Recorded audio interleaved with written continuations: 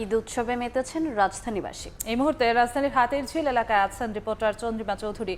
সরাসরি যাচ্ছি তার কাছে।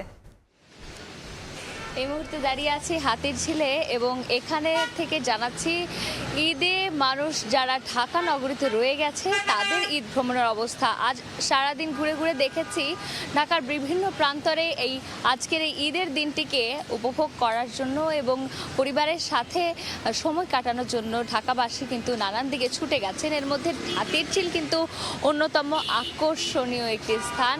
এখানে একটু জানিয়ে রাখতে চাই যে এখানে কিন্তু প্রচুর পরিমাণে মানুষ আজ ঈদ উপলক্ষে এসেছে। কেউ গাড়ি নিয়ে বেরিয়েছেন, কেউ রিক্সা করে ঘুরছেন।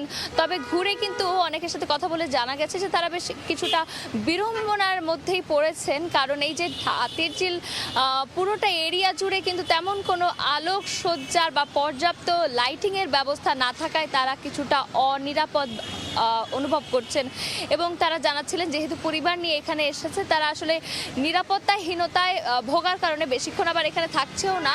তবে সেই তুলনায় কিন্তু হাতির ঝিলে প্রচুর পরিমাণে মানুষ এসেছে, যেহেতু সবাই কিন্তু বিনোদন কেন্দ্রগুলোতে যেতে পারে না, আবার সন্ধ্যার পর কিন্তু বেশিরভাগ বিনোদন কেন্দ্রগুলোই বন্ধ হয়ে যায়। এই জন্যে কিন্তু আজ যেহেতু আবহাওয়াটাও বেশ দারুণ, এই জন্য সকালে তারা নামাজ পড়ে দুপুরে পরিবারের সাথে একসাথে খাবার খেয়ে সবাই কিন্তু নতুন জামা পরে বেরিয়ে গেছে প্রিয়জনদের সাথে সময় কাটানোর জন্য।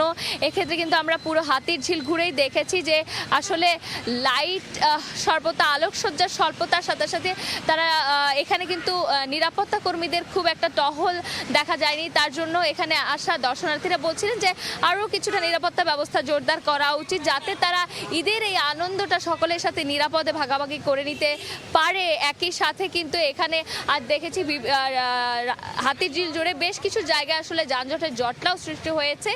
এই ছিল আমার কাছে রাজধানীবাসীর ঈদ বিনোদনের সর্বশেষ। রাজধানীর হাতির ঝিল থেকে নগরবাসীর ঈদ উদযাপনের খবর জানাচ্ছিলেন সহকর্মী চন্দ্রিমা চৌধুরী।